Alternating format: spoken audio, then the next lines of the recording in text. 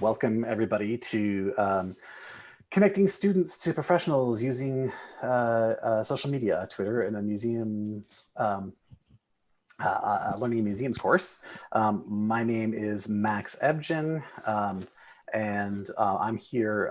I'm a faculty at Michigan State University in theater, where I teach site-specific performance, but then I also teach in the Arts and Cultural Management Museum and Studies program, where I teach classes such as the one we're going to talk about today. And I'm also digital humanities coordinator in digital humanities. My Twitter handle, as you see here, but you'll see it on every slide, so you don't have to take it down for those of you who are using Twitter, is Kempson94. And I'm here with a couple of the grad students who were in the course to share our experience today. So I'd like to introduce Natalie Gentry and Julia Sager. So Natalie, go ahead. Hi, everyone. My name is Natalie Gentry. I use she, her pronouns. I'm a young white woman. I have a picture of David Bowie behind me, and I'm wearing a black shirt.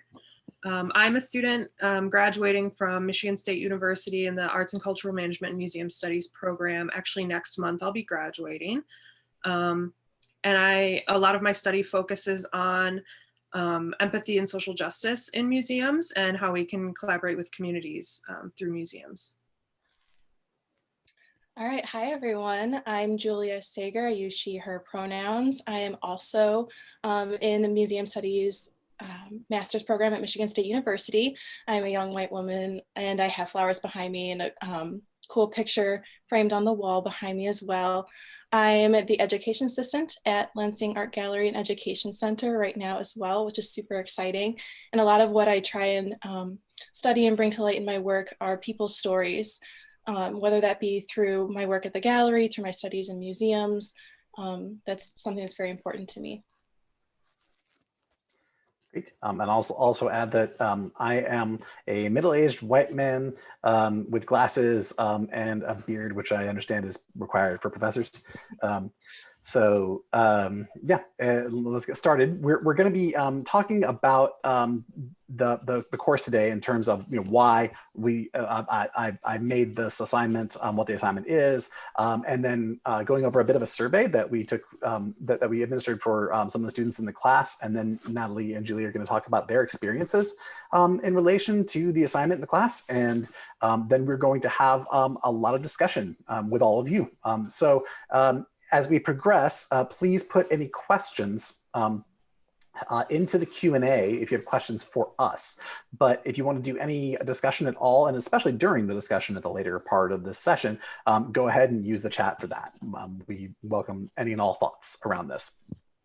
Before we get going, I'd just like to read a statement that the AIS program at Michigan State University has generated, because the three of us are currently in residing in the greater Lansing area, that we collectively acknowledge that Michigan State University occupies the ancestral, traditional, and contemporary lands of the Anishinaabe, Three Fires Confederacy of Ojibwe, Ottawa, and Potawatomi peoples. In particular, the university resides on land ceded in the 1819 Treaty of Saginaw. We recognize, support, and advocate for the sovereignty of Michigan's 12 federally recognized Indian nations, for historic Indigenous communities in Michigan, for Indigenous individuals and communities who live here now, and for those who were forcibly removed from their homelands. By offering this land acknowledgement, we affirm Indigenous sovereignty and will work to hold Michigan State University more accountable to the needs of American Indian and Indigenous peoples. I did read that statement at the beginning of the course, and so I figured that it would also be appropriate to read that statement at the beginning of this session.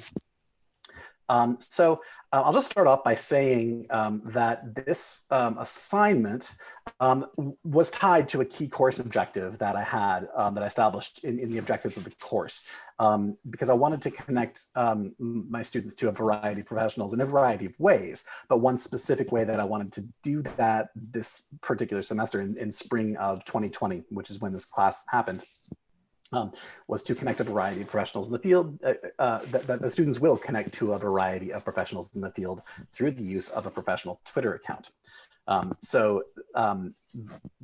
yeah, so just that this was something that I was trying to be very specific about and very deliberative about while we were doing this. And I'll start off by saying that, yeah, in some ways it was great. In other ways, I think we kind of spectacularly failed, but we're gonna we're gonna talk about that. So here's the assignment. It was saying that starting on the first day of the class and after every class, students post one tweet to their Twitter account that they're using for class to provide a short reflection of what you learned or inspired to learn the result of what we discussed in class, right? They would include the class hashtag, which is MSU_LIM. And if you're tweeting and you'd like to join into that, put your tweet into that conversation, please go ahead and do.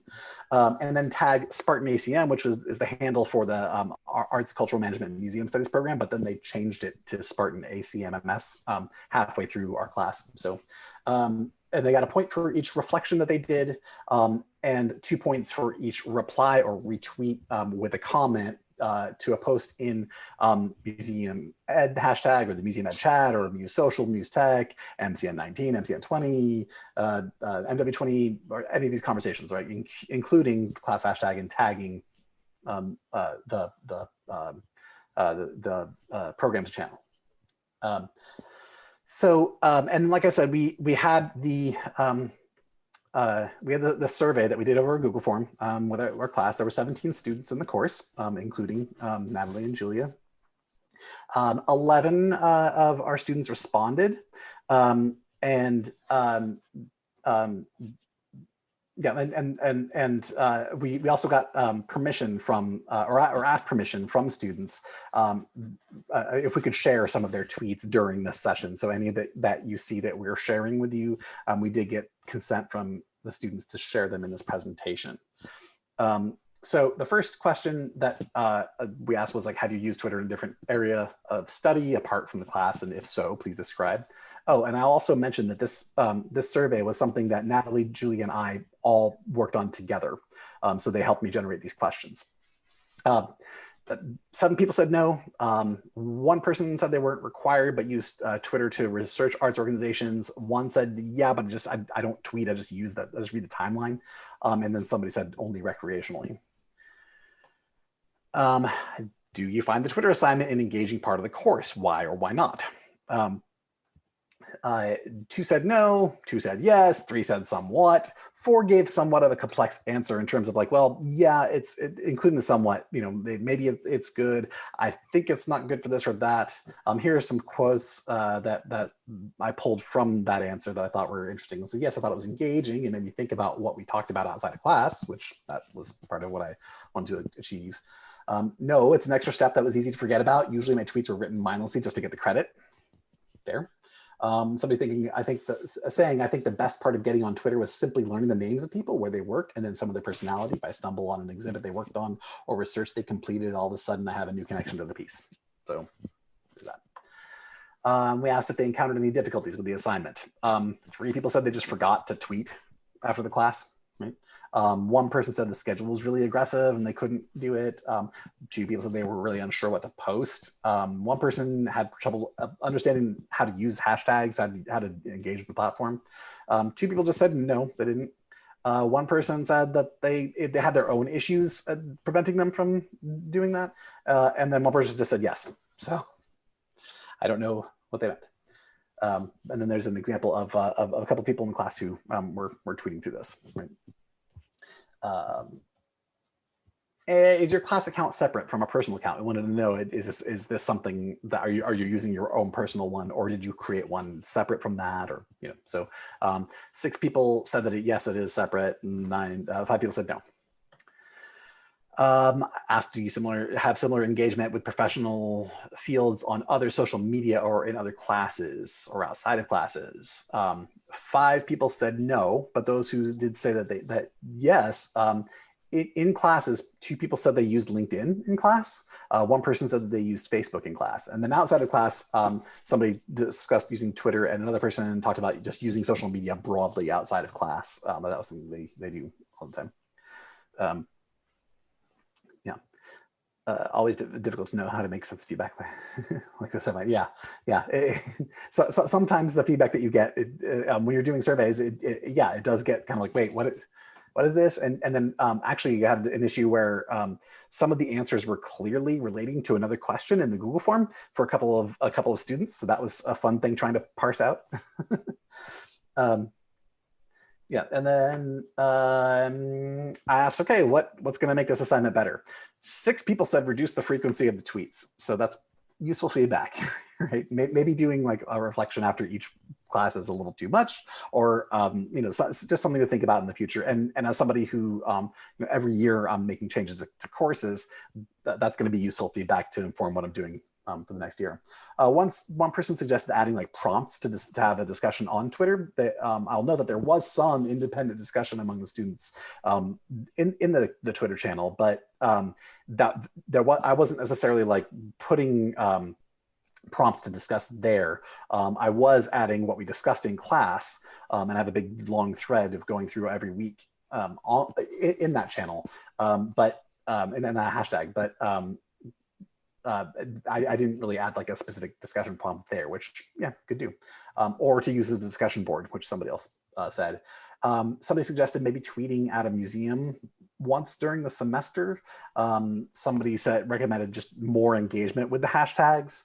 And one person had an idea to like maybe have each student follow one organization for the semester and report back to the class about what kinds of things they're noticing there. Yeah. And then asked if there were any other thoughts around it. So these are some of the things that I pulled from these. These aren't exhaustive, but it's just a few things that I thought I'd share here to say. I enjoyed it, and I was exposed to many different pages I wouldn't have been without this class. Somebody else saying, I don't enjoy social media and I found it taxing on my psyche at times, or using it to become involved and then become too involved online rather than venturing out into the real world. Somebody said I didn't like it, and in talking to my classmates about it, they didn't like it either. It felt silly and unnecessary. And then somebody said, I think it's a good avenue for museum cultural studies students. So, you know, we'll see. So I'm going to hand this to Natalie to talk about Natalie and Julie's experiences. All right, so from a student perspective, especially from a graduate student perspective, the primary benefit that I got from using Twitter in class was basically just tying the lived experience that I was, you know, working on in the program to the things we were discussing and talking about in class. So for example, on the right side, you see there my tweet that says, today we discussed various learning styles. And I tied it to the work I was doing at the Michigan State University Broad Museum. During my first 2 semesters in the program, I was a graduate assistant there working on an open call program where we collaborated with community members on programming they wanted to see in the museum space. And I got to meet all kinds of different people and work on different programs. One of them was science themed. It was called Schrodinger's Cat is in Town. And we talked about pulsars and neutron stars. And then another one was called The Sound Around, where we focused on sound-based artwork and how sound can be art and noise as art and things like that. So I really saw all kinds of different groups and different kinds of learners. So that was something that was solidified for me through Twitter. When I was trying to think of what to tweet for that class period, I was like, okay, learning styles.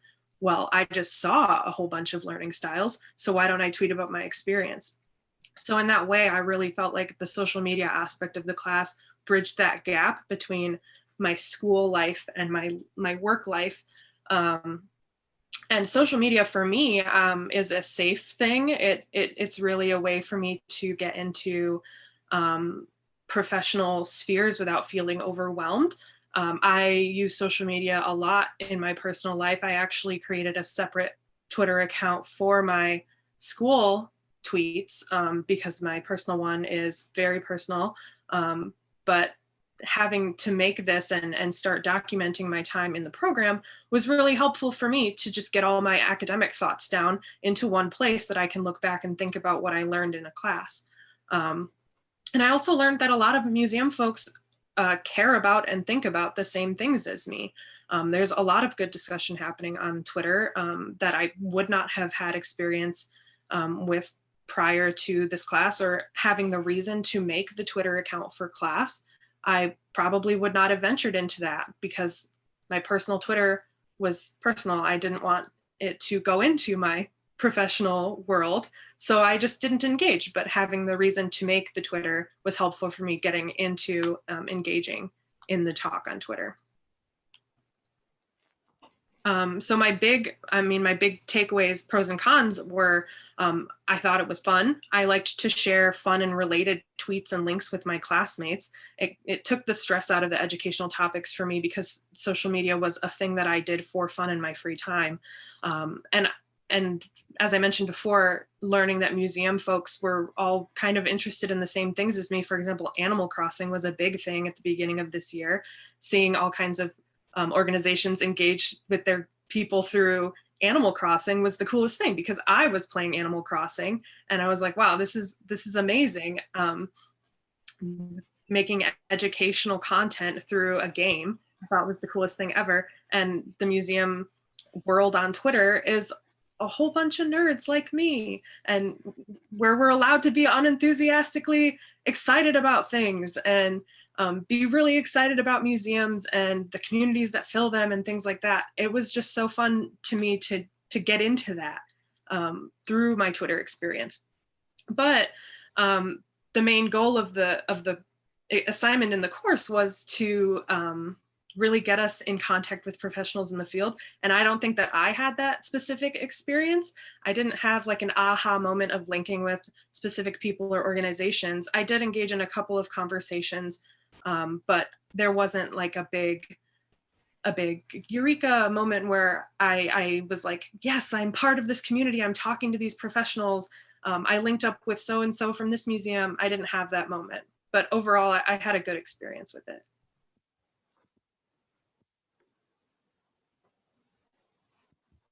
All right, so my turn.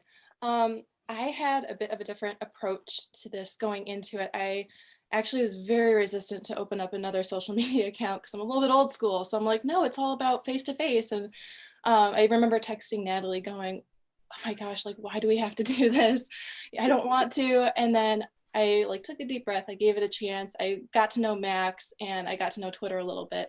And I really enjoyed getting to see conversations that were happening in the glam sector in real time. So, you know, for example, MCN 2020, you know, it's something that you can engage with and see what people are talking about, their interests. I'm very interested in art history, German studies, art museums. And so by using Twitter, I have the ability to kind of just look things up, figure out who is talking about what I want to talk about, who is studying, learning, and researching the things that I find interesting. And so I found that to be a definite plus for opening a Twitter account in the first place. And then regarding the class, I actually did enjoy connecting with professionals. We had a couple really neat people come on, and one of those people is David McKenzie. He works at the Ford's Theater. He's working on his dissertation. He's a public and digital historian. And so we connected on Twitter and followed each other. And so I saw, you know, different posts that he was making about his work. And I actually, as you can see here, I retweeted it and I called out some classmates because I found it really fun that when I found things on Twitter that reminded me of other students, like I just wanted to share that with them so much. So I was like, hey, Dale, guess what? You know, I've got this great thing. I think you'll really like it. And the other tweet here is, you know, me talking about meeting another professional in the class. So that was really great getting to talk to them, have them visit our class, and then connect with them through various platforms after the fact.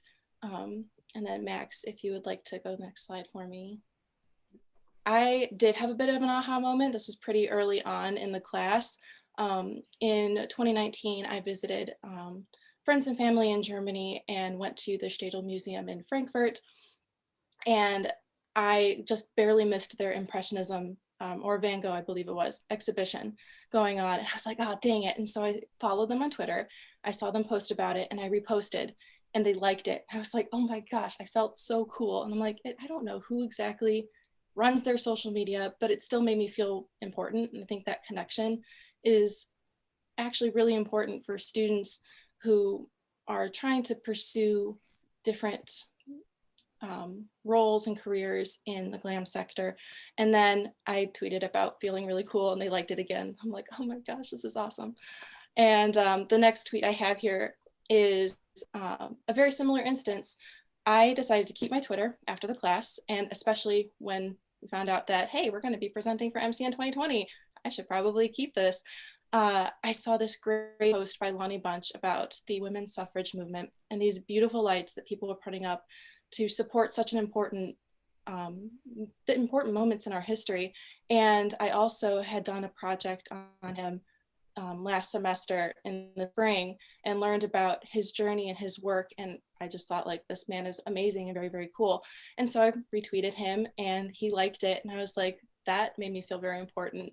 So I think this idea of connecting is something that's really essential to our learning.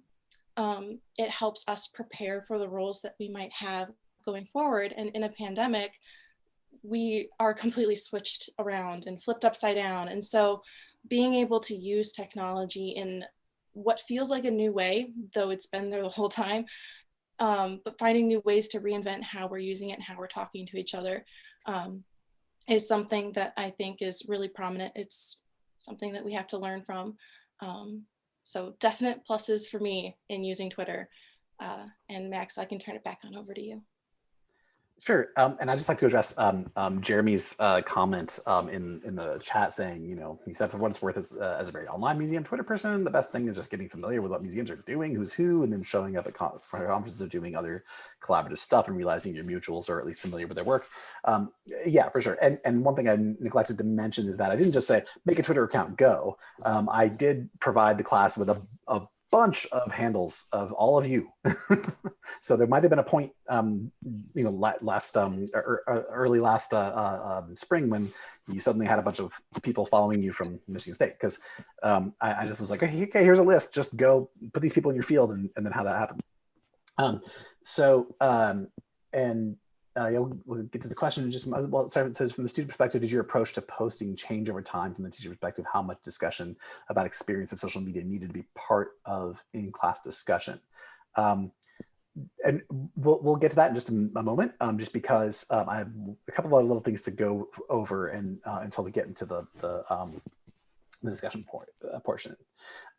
So I was just thinking about, should I continue to do this, right? Is this something that actually is worthwhile? And you know, hearing both Natalie's and Julia's feedback, as well as the feedback from the students, even things that were like, okay, this didn't work for me, still gives providing direction for like how I might achieve what I want to achieve in the future, especially if it's in the case of, well, you didn't actually connect to a professional, or in your opinion, right? Maybe you didn't, right? So, but then just recently, somebody was tweeting about how big a role does museum Twitter play in your professional life? Do you recommend it to DMPs? And I said, well, yeah, it's for my own part, it's been indispensable for my professional life museums, so I connect students in classes to these hashtags. And she said, thank you. I wish it were standard for museum cultural heritage org programs to encourage students to get involved here. So many groundbreaking movements in the field in the past 5 years have started on Twitter, right? Museums Not Neutral, museum workers, etc. Right? So there's that issue. The other is that I'm not alone. There are other students and other classes at other other universities playing on Twitter. Yeah, Susie Anderson has been teaching this George Washington University class, and they're using the MSTD Tech hashtag. And Phyllis Hecht has a JHU class using JHU MDA. So I'm not alone in this. I'm thinking that there might be something more to this, more to like the connecting of professionals in this particular way. I'd just like to go ahead and we can start actually just discussing, should we have just used TikTok? No, seriously, no, just kidding. Maybe so. But I do want to address Sarah's question, which is, from the student perspective, did your approach to posting change over time? Well, for Natalie and Julia, you can talk about that. I have a Yeah, I thought can right talk about it a little bit. Natalie, go ahead. I can talk about it, sure. So mine. Oh no. Uh-oh. To be, I guess, be myself on my like academic Twitter. I was just worried that like too much of my personality would be like obnoxious. But then I got more into the museum sphere on Twitter and realized that it's all really personal, and people tweet and talk about what they do. Is the reason they do that is because they're passionate about what they do. And my passion shouldn't, I shouldn't shy from posting my passion in my tweets. So at first I was like, this is just for class. I'm going to be very academic about this. And then I started seeing people respond with GIFs, and I was like, all right, I guess I'm going to do that too. So I got more comfortable with it over time. So I think that's primarily why it changed. Yeah, for me, I was very focused on it during the class. I became less so over the summer when we didn't have any class going on. And I think my activity on Twitter dipped a little bit. And then I became the education assistant in Lansing Art Gallery and Education Center.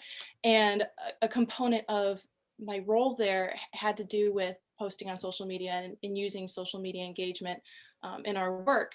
And so I kind of reconnected, I think, with Twitter a little bit and started looking up different people and engaging in a different way outside of class, pursuing a little bit more art history aspects, things like that. So for me, it's definitely shifted since class, but I think I value using it a little bit more now than I did at first.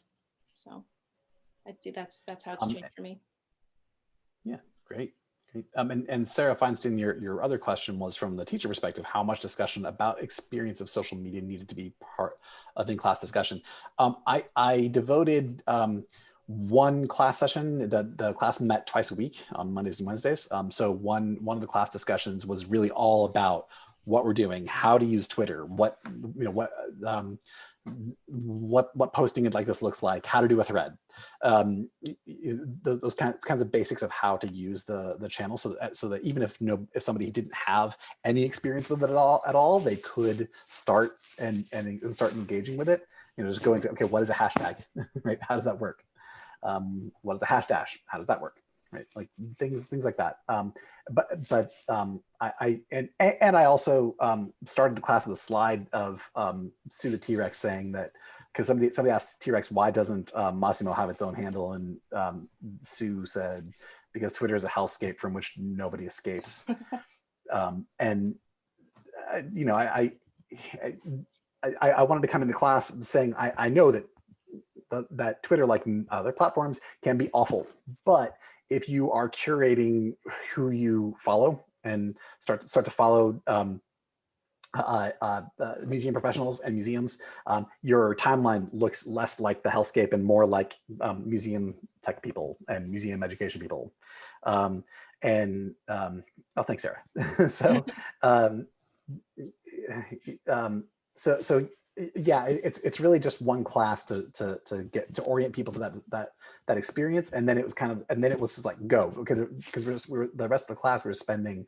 It's a seminar based class, so we're going through all the content, and all the students are leading the discussion for that, for all that content areas. So we're like deep into discussion, which even though we had to like switch to Zoom in the middle of the course because of COVID, it still worked for just to be in a room on Zoom, because we were I tried, when we were in class, I was like, let's rearrange the tables so we're at like a round sort of table situation here, because and get food out if you want, because like we're getting into this, right? And Emily saying, there are definitely bright corners and spots and happy corners on Twitter. You just have to find them. Yeah, I agree. Yeah, so we do have a few of these other questions on the slide of, what other platforms might be effective for classrooms, and we're interested in that. Would this work in your classroom or experience? If it's not in the classroom and you're working in a museum and you want to get people on Twitter to engage museum professionals in some way, I don't know. Or what role should social media play in connecting students to professionals? Or should it, is this an effective way to connect with professionals? So we're happy to have you all weigh in on those things in the chat, to any of those questions. Sherilyn says Instagram. Really quick about social media. Social media to me, I mean, right now it's booming because of all kinds of things like COVID. Lots of people are moving to social media for all kinds of stuff and academic things and educational things. But my role with social media prior to the class was not at all related to my schoolwork.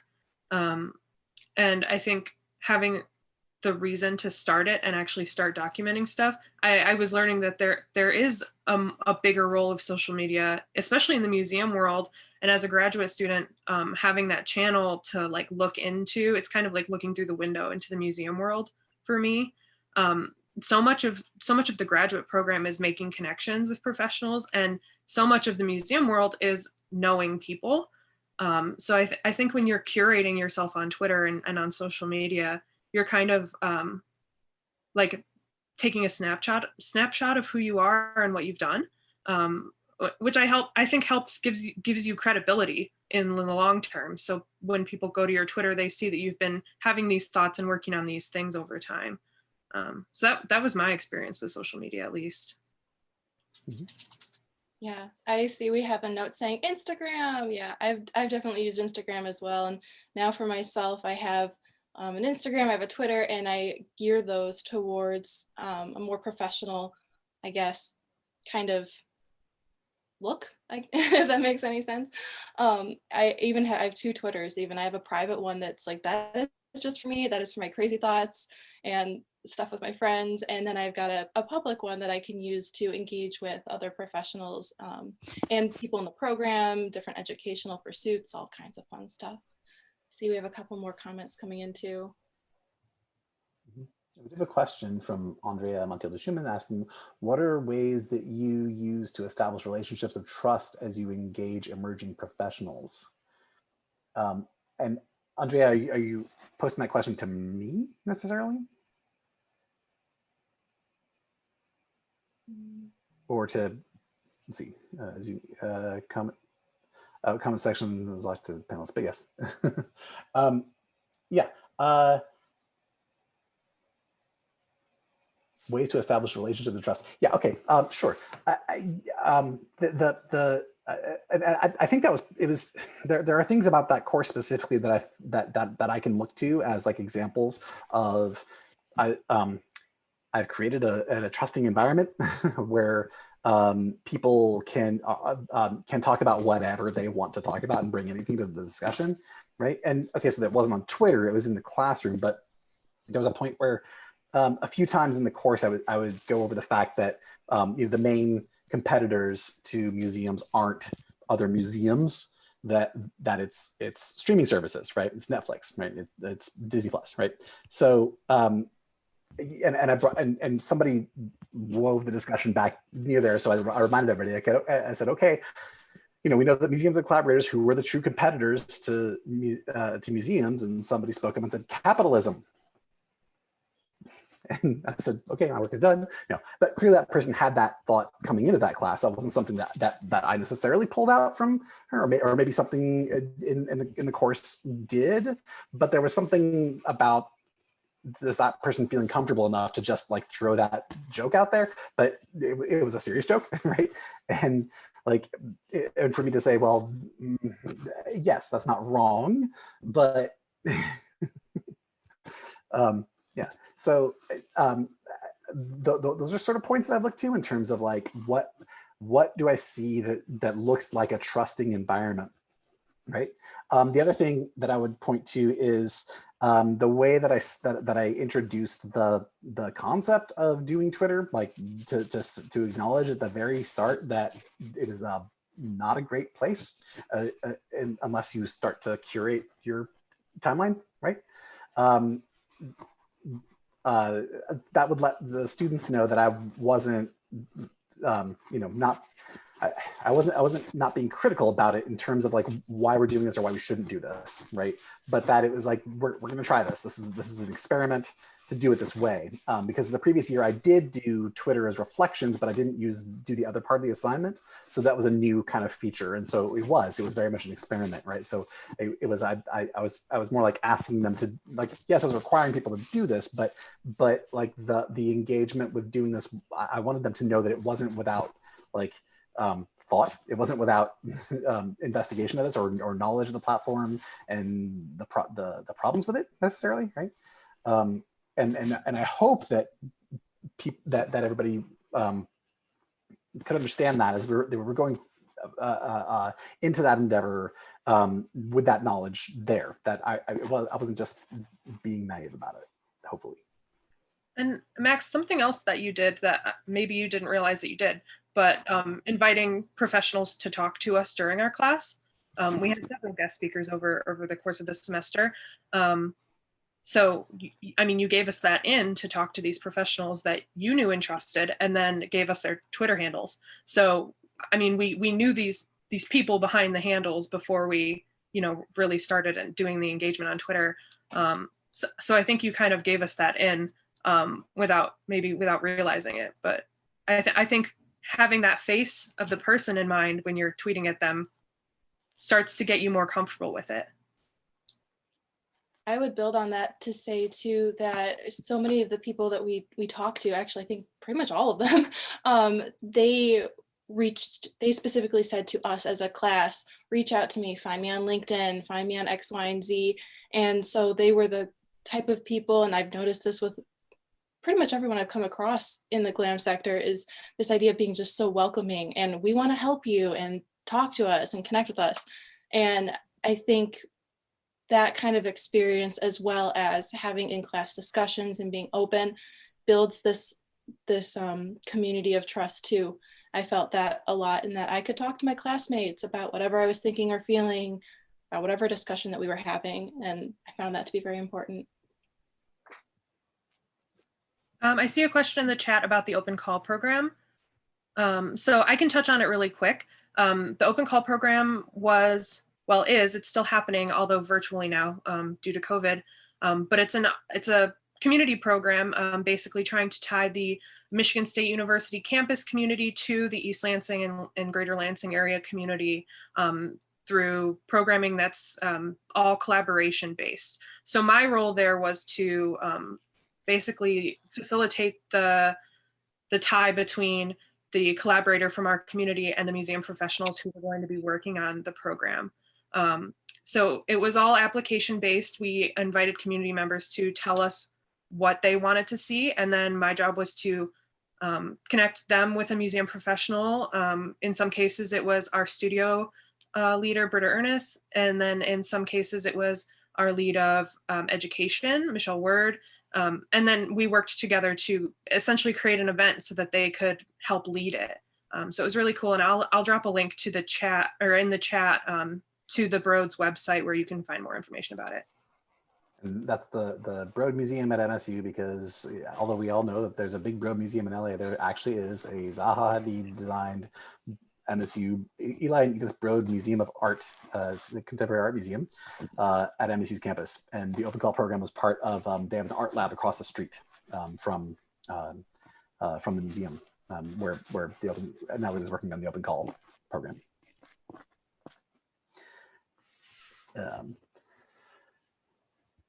Yeah, so Lucy, you were saying that back then emerging museum professionals NYC would get together in real life at panels and lectures and live tweet, continuing the conversation afterwards. It was super fun to meet people on Twitter and then later to see them face to face after knowing them for a while. And yeah, I mean, for sure, earlier in my attendance of these museum technology conferences, there's sort of like these sort of Twitter rock stars that you know of, and then like, oh, hi, I met you through Twitter, right? How many times has anybody heard that at one of these conferences? Probably a few, right? But to Julia's point about people being welcoming, there's this great thing about these particular conferences is that they're kind of equalizers, right? It's like you don't you might think that somebody's title makes them so inaccessible, but people are still pretty accessible, right? Yeah. So Sharon, you were saying that Instagram might be a good option, right? And yeah, for sure. In terms of following museums, right? and it being more image based, that's certainly something to consider. Whereas the objective for this wasn't necessarily to connect to museums, it was to connect to the professionals in the field, and most of them that I know of they converse a lot on Twitter, right? There is a community of people on Twitter. There probably is on Instagram as well. I'm just not a big hyper user of that platform, right? So therein lies the rub for the person who designed the course.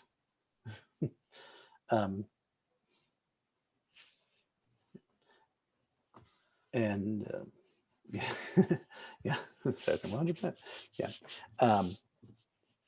So do you all think, I mean, there's evidence to both yes and no. So I want to know from you all, do you think that like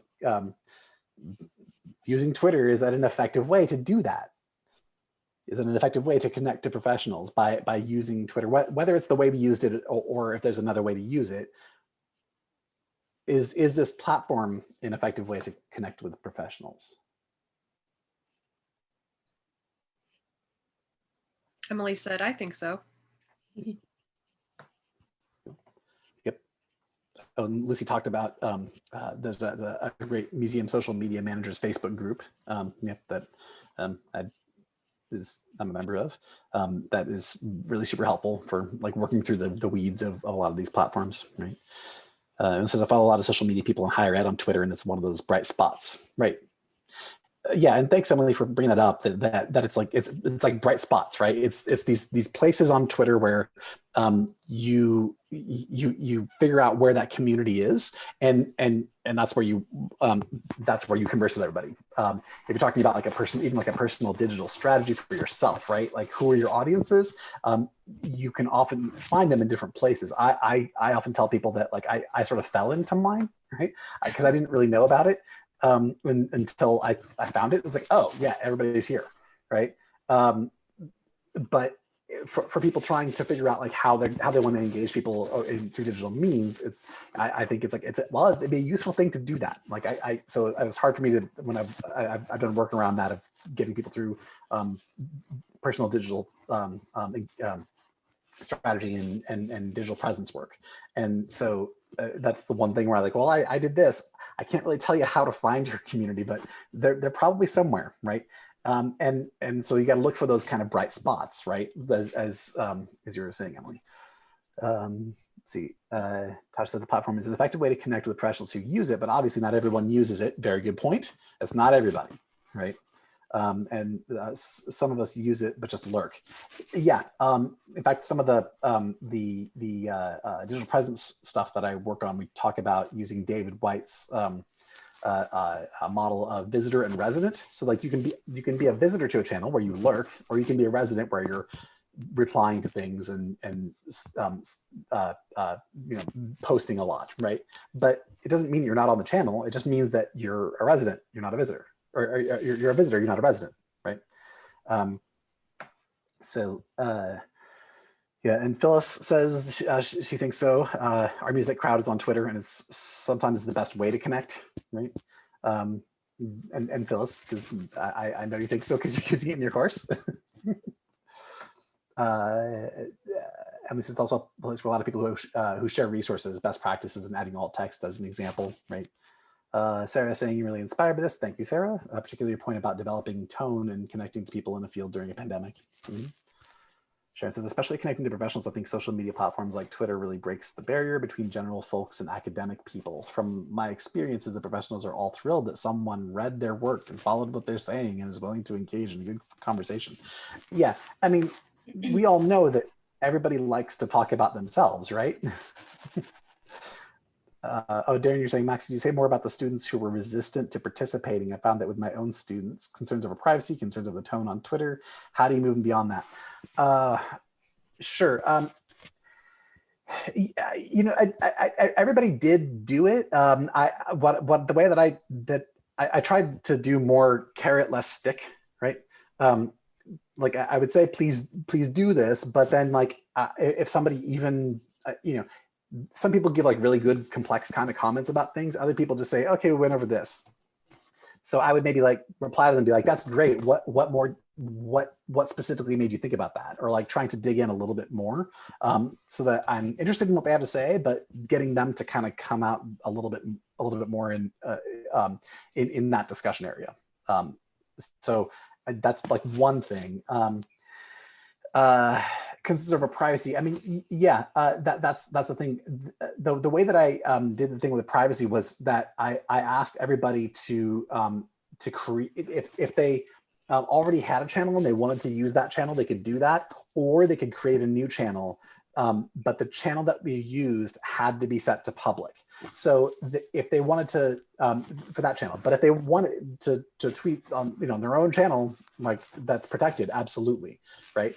But the thoughts that were related to class are the only things that we'd be sharing there. But they had to be public so that everybody could see in the hashtag what their comments about those things were, so that it could keep discussion going, right? But I was cognizant of not everybody wants to necessarily just put their own stuff there. So it was either you can use the one you already have, or you can create a new one and then chuck it at the end if you want, right? We also have a question in the chat. Says, I'm curious if there's anything the students found on museum Twitter that surprised them, or topics being discussed, or the ways that they were being talked about. I was surprised to see a lot of people just like using memes and stuff. Like that's not something I expected going into like a professional sphere. And I mean, I think that really goes to show you that there's humans behind the handles, and we all enjoy a good funny. We all enjoy a good meme every now and again. So that's something that surprised me. Yeah, I didn't notice anything that I felt particularly surprising, but I did find it refreshing when organizations were particularly open or particularly engaging. And that might be honestly such a no duh, but to someone who was new to Twitter, I was like, oh, look at that. They're trying to, they're engaging people. They're trying to get conversations started. And I was surprised sometimes when we did have a lot of conversations start with fellow classmates, and it kind of just every now and then the ball would just get rolling, and it would just make me really excited for the next class. So that was definitely a plus. It's not something I expected, being someone who was definitely more resistant at the beginning to use this platform. Yeah, that was something that I noticed during the course of it, is that a few times, it wasn't a lot, but it was a few. And when they did happen, I was just kind of thrilled, because it was the students having the conversations on Twitter, right? Which, if you're talking about the way that museum professionals exist on Twitter, that's what we're doing. We're posting about interesting things, and then we're talking about them all the time, right? So it was like, and that wasn't something that I designed as part of the assignment. That was like an extra step, right? So when that happened, it was just like, oh, that's fantastic, right? But it didn't happen all the time, right? So and looking at the survey, it's like, well, maybe there's ways to actually build that in more, right? So that's something that I might think about for the next iteration of the class, right? We just have another question that popped in too. Did you find that any of the discourse on Twitter challenged or contradicted what you had been learning in your coursework? I'm gonna have to give that a thought for a second.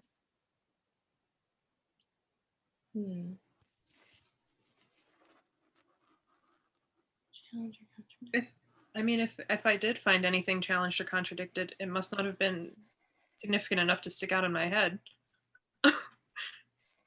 Because I don't remember anything in particular. I do remember having the conversation, and I honestly can't recall if it was this class or not, but having the conversation about social media from like an organization standpoint, and organizations that have handles for the organization instead of like handles for the individuals within the organization. So for example, like when the museum is the name on the profile instead of like an education leader or something like that. We had a conversation about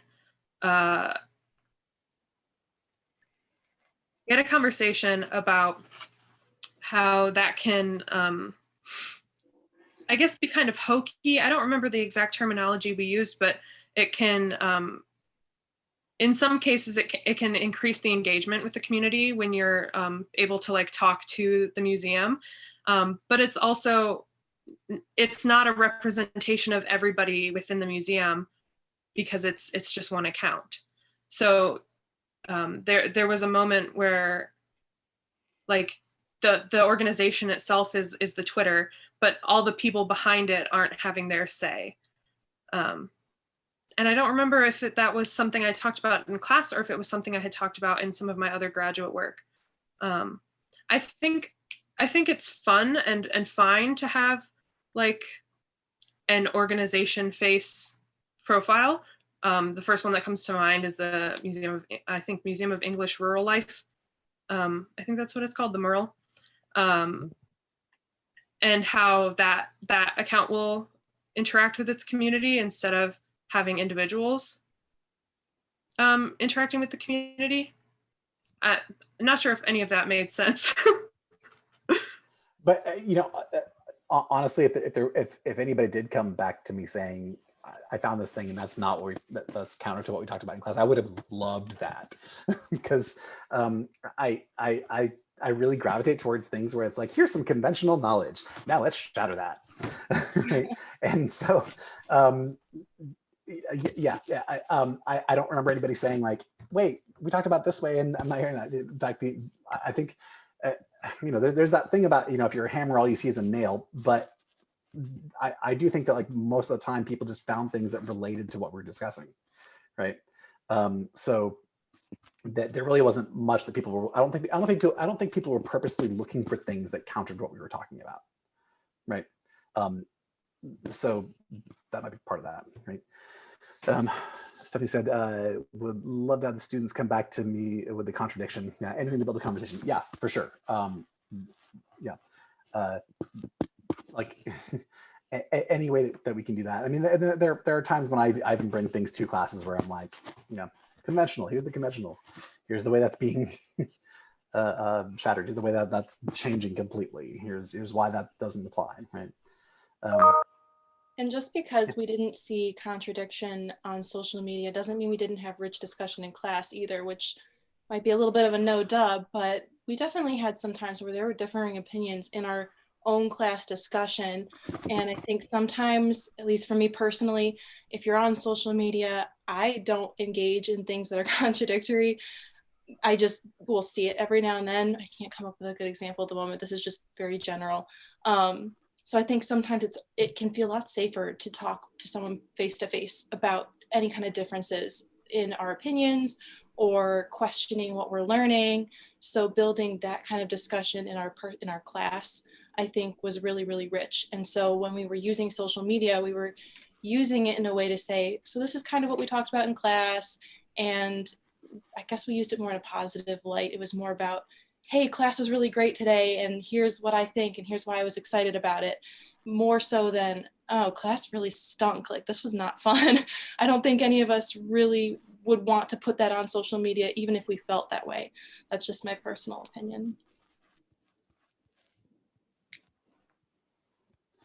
Yeah, and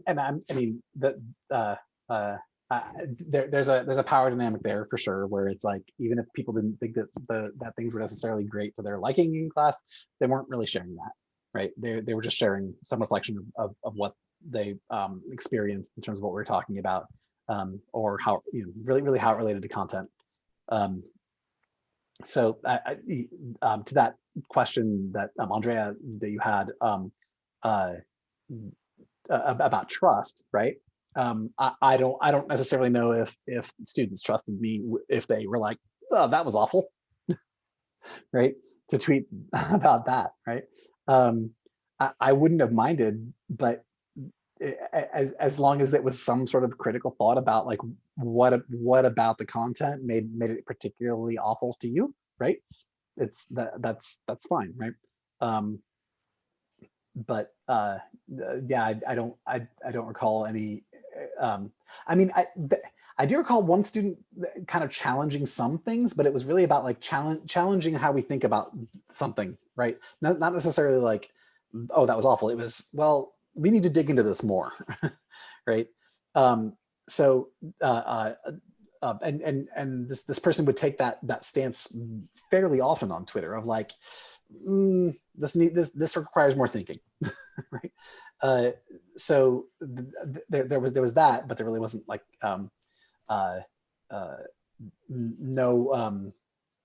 no necessarily like feedback in terms of that during that conversation. And if you also want to take a look, you can see all of it is on that hashtag MSU_LIM.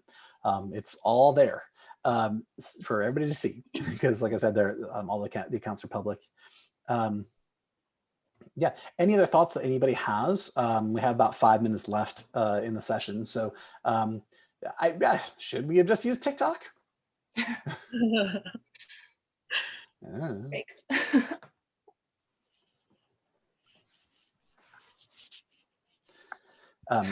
No, says Sharon. Jeremy might think differently, but for my own part, I was saying no. Yeah, Sharon says no.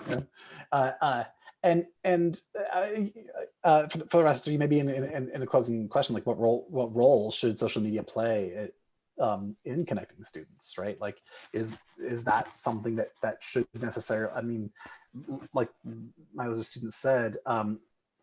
Oh, thanks, Susan. I did bring in professionals through Zoom to talk to the class, or we visit people at different institutions when we could before COVID happened. So. There's that mode of connecting, right? But then there's the mode of connecting over social media, right? Is that something you necessarily think is an important thing to do? I think the most successful thing about the social media interplay with the class was that whether a discussion happened or not, there was still an open window for discussion. So, for example, when you were saying that the student that was challenging things after class on Twitter, if the discussion happened there, great. If not, they had an outlet to talk about the things that they wanted to discuss or challenge. And I think that's a great thing to do, because a lot of the time, once class ends, that's it. Like, you don't have a way to talk to your peers about what you just talked about, but Twitter gives them an in. And I thought that was the most successful part of it. Yeah, I really liked the way that social media was an extension of the class, both in networking and connecting with professionals, as well as, like Natalie just said, talking to your fellow students some more. There were times like when you get to the end of the discussion and you're like, dang it, I had one more comment. So that was really nice. And yeah, so I think just this idea of using it as an extension, to me personally, that is a definite plus. Great. Well, we just have a couple more minutes, but I know that time's winding down. Thank you to everybody for joining us today to talk about all of this. Feel free to contact us. My handle is Candace94. Natalie's is Natalie E. Gentry. Julia's is JPS Art Historian. And feel free to use the hashtag referring to this if you'd like. That's hashtag MSU_LIM. And we can continue the conversation about this on the MCN Slack. Feel free to reach out to any of us on Slack or here on Twitter, because we're all there, clearly. And I look forward to seeing everybody throughout the rest of the conference. So thanks, everybody.